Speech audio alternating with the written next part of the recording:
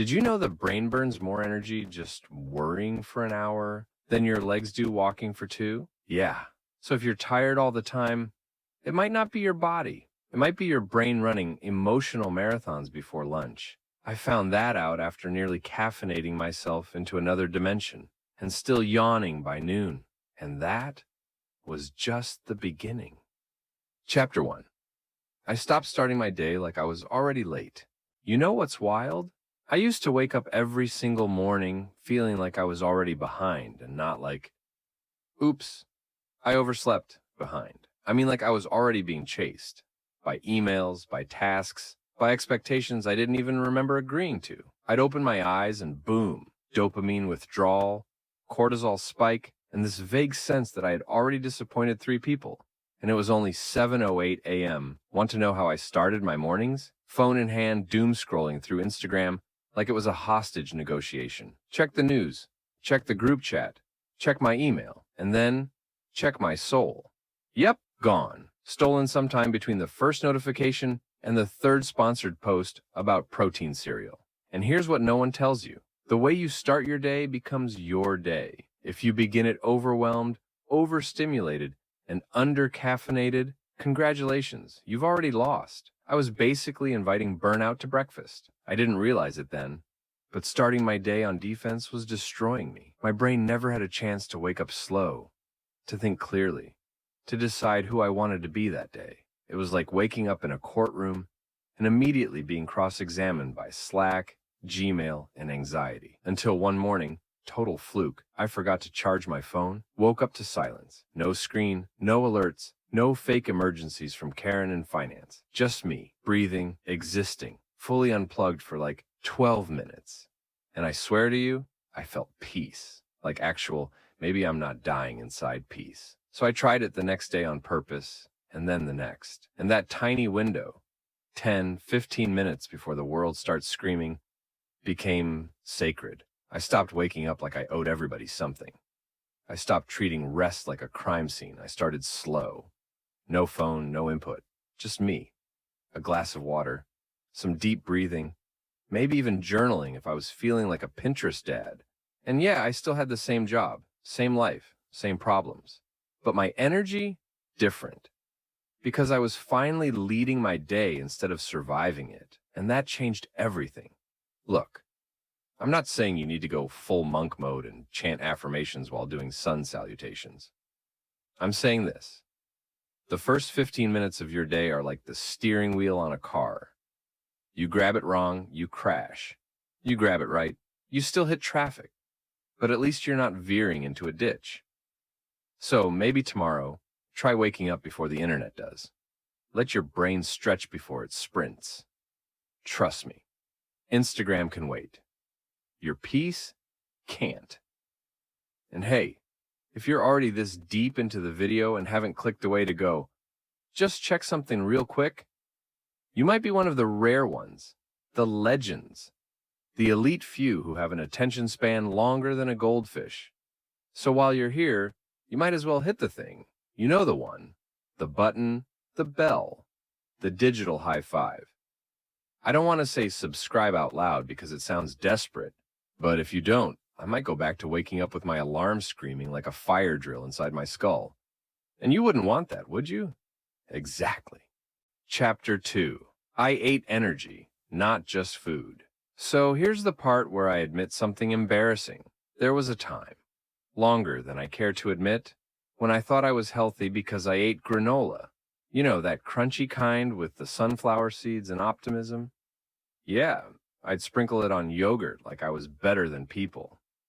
Except 45 minutes later, I'd be face down on my desk like someone pulled my plug, and I'd wonder, why am I so tired? I just ate something healthy. Here's the thing they don't tell you in your Pinterest smoothie bowl phase. Not all food gives you energy. Some of it steals it, quietly, like a thief in the night with a PhD in metabolism. See, I was doing what most of us do. I was eating for fullness, for taste, for the illusion of control. But I wasn't eating for fuel. I was basically throwing logs on a fire, then getting mad when the fire turned into a puff of smoke.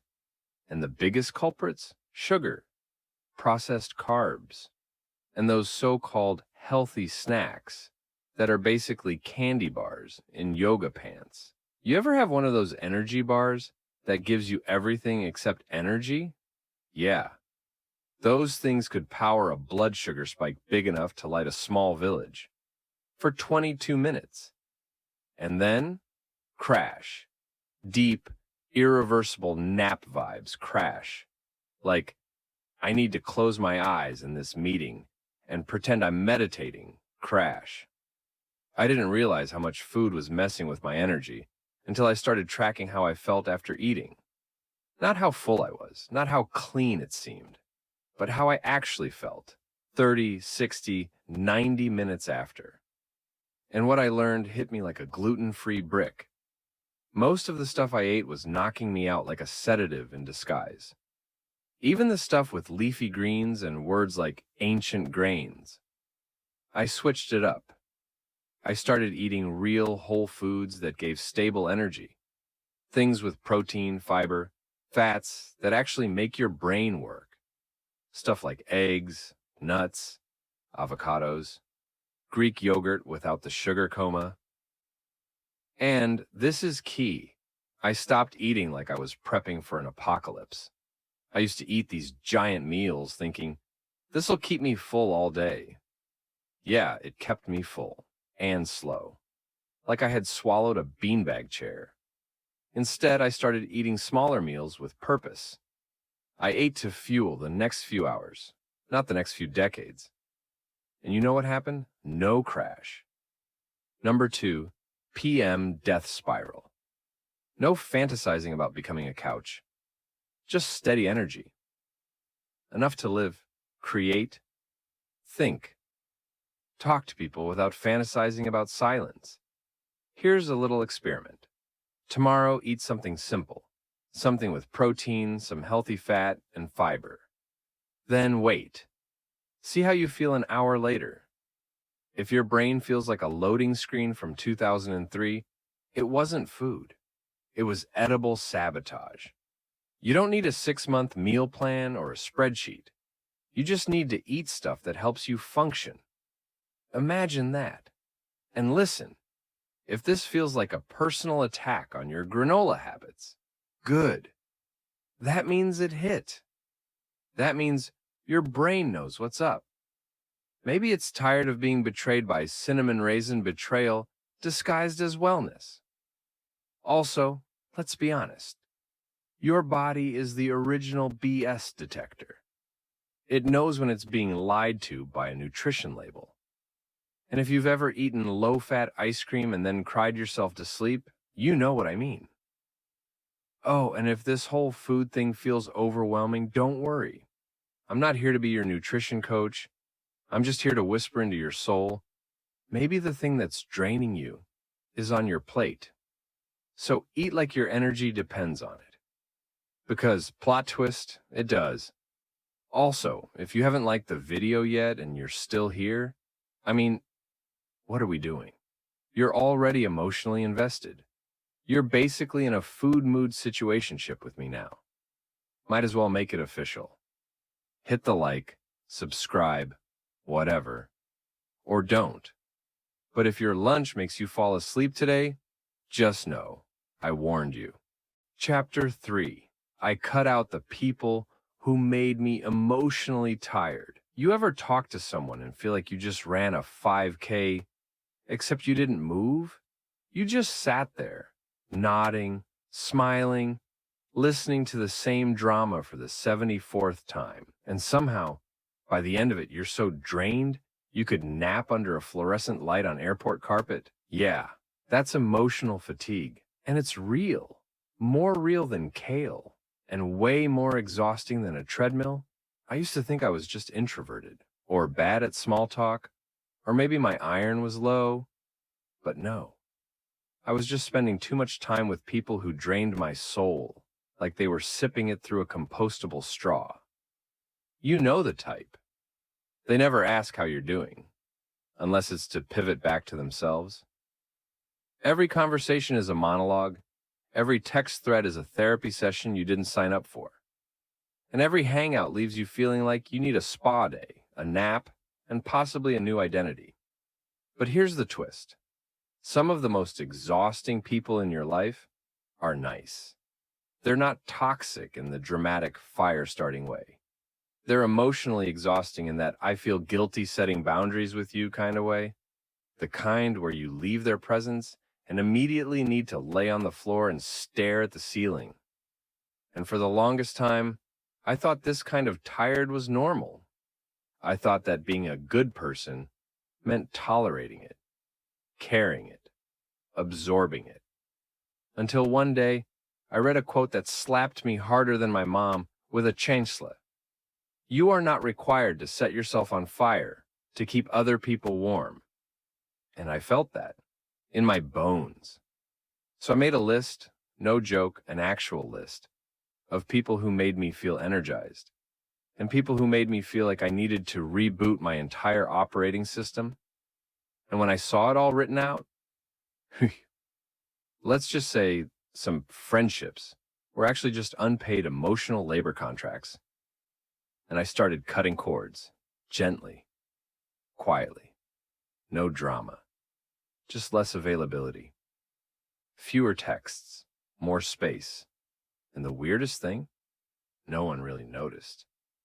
Turns out, the people who constantly drained me didn't actually care how I was doing. They just cared that I was available to fix them. And when I stopped being available, they moved on to the next free therapist. But you know what did change? My energy, my peace, my ability to think, create, sleep, exist, without that constant low hum of guilt and resentment. Emotional fatigue is sneaky because it wears the mask of being there for others. But listen, you can be kind without being a sponge. You can care without caring. You can love people and still leave them if they're making you feel like a rechargeable battery in a broken socket. And yeah, this part's uncomfortable. You might be thinking of a person right now. Someone close, someone you love, someone who drains you dry with a smile and a sad story, and 1,000 little, "Can I just call you real quick?" And I'm not saying cut everyone off and go live in a cave with your cat. I'm saying energy is expensive, and you only get so much of it each day. So maybe stop spending it on people who treat your attention like an open bar. Also, wild idea, maybe this is why you're tired all the time. Not because you don't sleep, but because you never stop processing people, their problems, their moods, their chaos. So give yourself permission to audit your circle. Not everyone deserves front row seats in your life. Some of them need to be moved back to the cheap seats, with binoculars, maybe a delay in audio. And if you've ever ghosted someone out of sheer emotional exhaustion, yeah, that wasn't you being flaky. That was your nervous system saying no, nope. Not today, Satan. Oh, and if you're still watching this video and thinking, wow, this is hitting too close to home, then yeah, it's working. And honestly, you probably deserve a break from more than just people. So here's your mission after this video. Text one person. Hey, I'm going to be a bit off the grid for a bit. Just taking care of some stuff. You don't have to explain. You don't owe them a TED Talk. Your energy is yours. Protect it like it's the last slice of pizza, and everyone else is pretending they're not hungry. And hey, if this video made you realize you need a little digital detox too, no pressure. But smashing that like button is weirdly satisfying. Like putting your phone on Do Not Disturb satisfying. Just saying. Chapter 4. I moved more, but less than you think. Let me paint you a scene. I'm sitting on the edge of my bed, fully dressed for the gym, headbands, sneakers, the whole motivational Instagram ad package, and I'm paralyzed. Not physically, mentally, spiritually, existentially. I'm just sitting there, completely exhausted before I even touch the door handle. Why? Because for years, I believe this toxic little lie. You're tired because you're not working out enough. So naturally, I tried to fight exhaustion with intense workouts. I'm talking HIIT classes that felt like a hostage situation, spin sessions that tried to kill me with techno music and screaming. And yeah, I left drenched in sweat, but also emotionally bankrupt and halfway to a nap I couldn't afford. Here's what no one told me. Being exhausted and being out of shape are not the same thing. You can be fit and still feel like roadkill if you're constantly triggering your nervous system like it owes you rent money. And here's the crazy part. When I stopped pushing myself so hard, I actually started to have more energy. I know, blasphemy, right? But hear me out. What I learned, and this is backed by actual science, not just some dude named Chad with abs and a TikTok, is that when you're chronically tired, what your body really needs is movement that feels safe, not stressful, not punishing. Just enough movement to tell your nervous system, hey, we're alive, and we're not being chased. So I ditched the beast mode nonsense and started small. Like, walk around the block small. Stretch on the floor while watching Netflix small. 10 minutes of movement. Not to burn calories, not to earn lunch, just to move. And you know what happened? My energy went up. Not overnight. But slowly, consistently, I started feeling like a person again. Not a zombie with glutes. It turns out the human body isn't designed for back-to-back meetings, followed by panic cardio at 7 p.m. It's designed for rhythm, for flow, for little movements throughout the day that whisper, hey, we're okay. I started pacing during phone calls, doing air squats while I microwaved leftovers, walking in circles while listening to podcasts about trauma and why I keep overcommitting to things I hate. The bar was low, my friend, but that's the point. You don't need more punishment. You need more permission. Permission to move without an app screaming one more rep. Permission to stretch because it feels good, not because you're trying to fit into jeans from 2017. And yes, eventually I started doing real workouts again, but not from guilt, from energy, from desire, because I felt good, not because I hated myself. And that's the shift. When your movement becomes self-care instead of self-punishment, your energy changes, your brain lights up, your body responds, your life feels less like a prison and more like a ride you actually want to be on. So, if you're constantly exhausted and you think the answer is forcing yourself to the gym 6 days a week, pause, breathe, reconsider. Maybe your body doesn't need a boot camp. Maybe it needs a walk. Maybe it needs to dance badly in the kitchen. Maybe it just needs to move without being judged by your inner drill sergeant. Oh, and don't get it twisted. This isn't about being lazy. It's about being wise. There's a difference. Lazy is when you know what to do and choose not to. Wise is when you realize you've been doing the wrong thing harder and decide to stop. So, if you're watching this while slouched on your couch, wondering if stretching counts as movement, yes, it does. And no, you don't need to be in workout clothes, or post it, or tell anybody. Just move. A little, a lot. Doesn't matter. Your nervous system doesn't care about your aesthetics. It just wants to feel safe, energized, alive. Also, while we're at it, you've moved your thumb this far, right? I mean, you've scrolled, clicked, maybe even nodded silently in shame.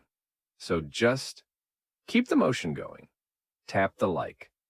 Subscribe if you haven't. It's called kinetic energy, baby. Newton would be proud. Chapter 5. I made boredom illegal. Okay, story time. There was a stretch of my life, months, maybe even years, where I did everything right.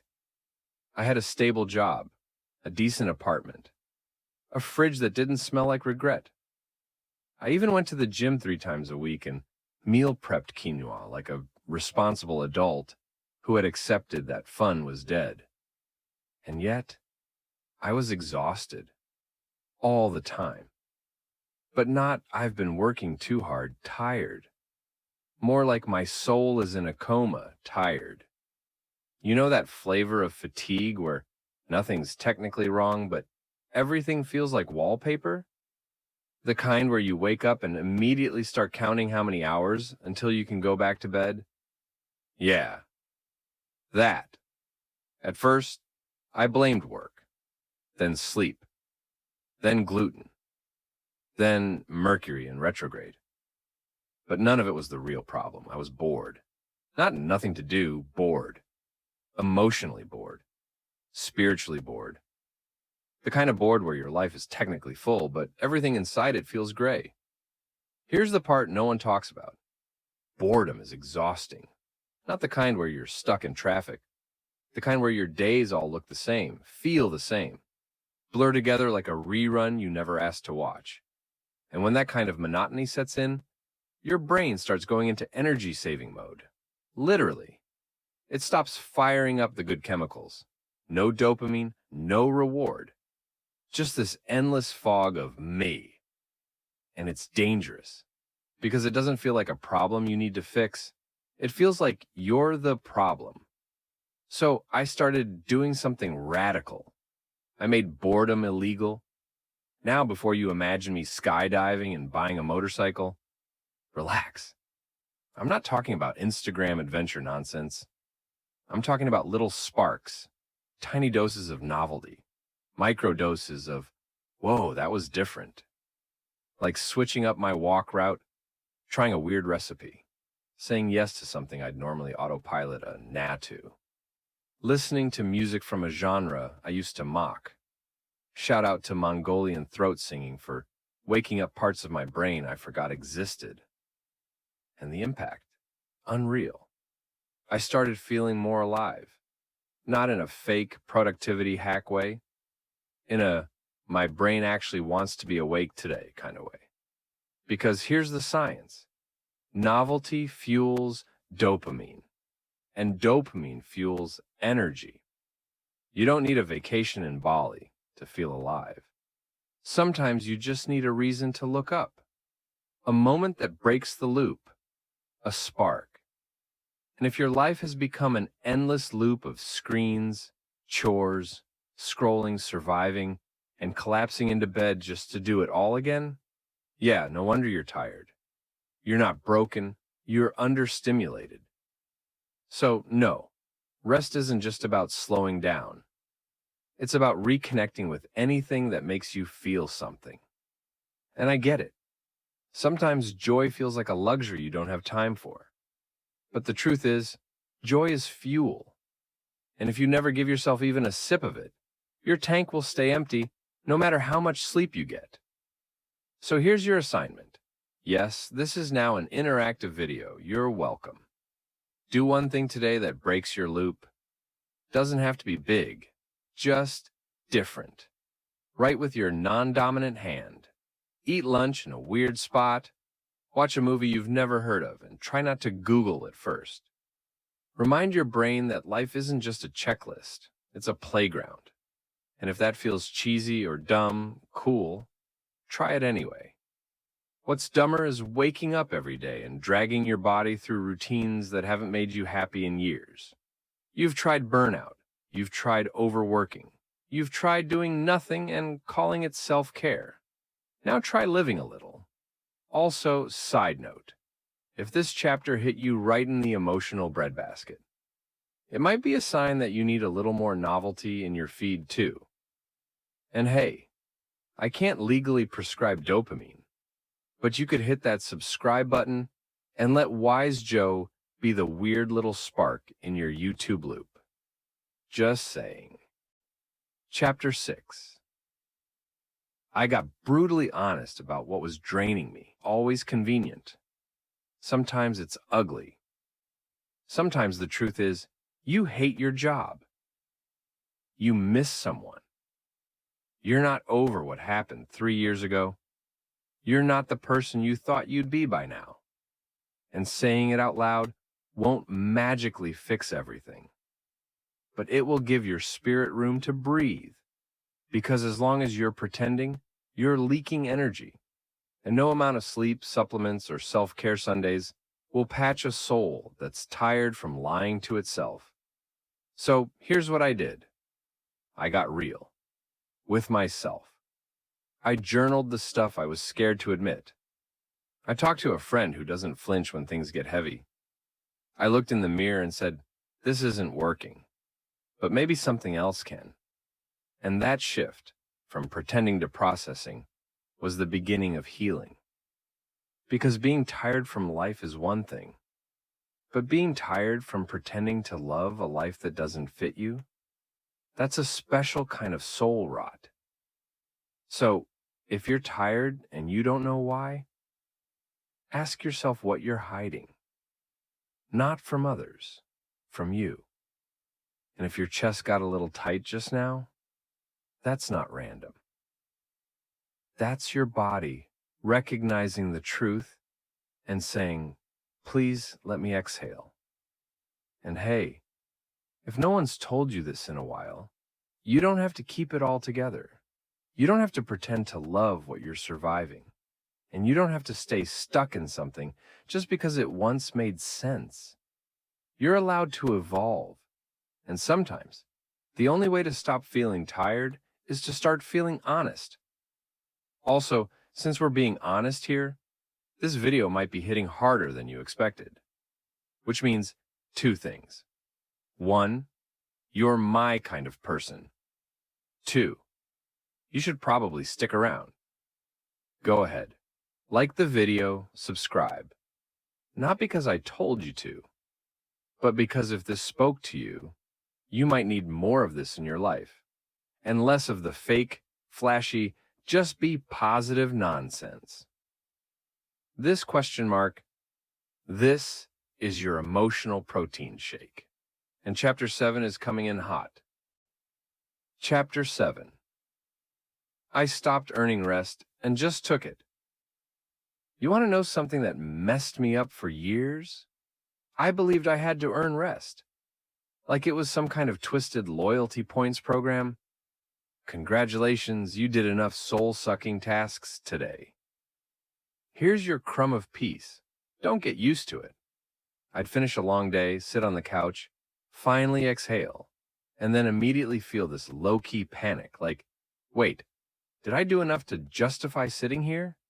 And if the answer was maybe not, I'd get up, open my laptop, answer emails at 10:37 p.m. like I was trying to win Employee of the Month in a job that wouldn't even send me a fruit basket. Because somewhere along the way, I learned that rest is only okay if it's deserved. If you worked hard, if you checked every box, if everyone else is taken care of first, if the kitchen's clean, inbox zeroed, goals hit, metrics met, body moved, mind stimulated, dog walked, and there's absolutely nothing else you could possibly be doing, then maybe you can chill. And if that's not insane, I don't know what is. Because here's what I finally realized. Rest is not a reward. Rest is a requirement. Like oxygen. Like water. Like carbs, no matter what keto influencers say. And when you treat rest like a trophy, you turn your life into a never-ending tournament. You're always chasing, hustling, grinding, pushing. For what? To finally feel like you've earned a nap? That's not success. That's slavery in Wi-Fi form. So I stopped, not gradually, not gracefully. Just one day I hit a wall and said, screw it. I'm resting now. Not because I earned it. Because I need it. Because I'm a human. Because being alive in this world is exhausting enough, without also needing to prove your worth to an imaginary productivity god every time you want to close your eyes. You know what changed? Everything. When I gave myself permission to rest, on good days, bad days, lazy days, productive days, my energy didn't just return, it stabilized. I stopped swinging between burnout and guilt, stopped mistaking collapse for restoration, stopped trying to schedule recovery, like my body was some kind of fragile tech device overheating from too many tabs. And I learned this: rest doesn't just refill you, it redefines you. It's the moment your brain goes quiet and your soul speaks up. It's the quiet rebellion in a culture that screams, "Do more," until you forget who you are.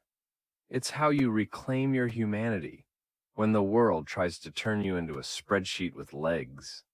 And yeah, people judged me. Must be nice. Wish I could rest like that.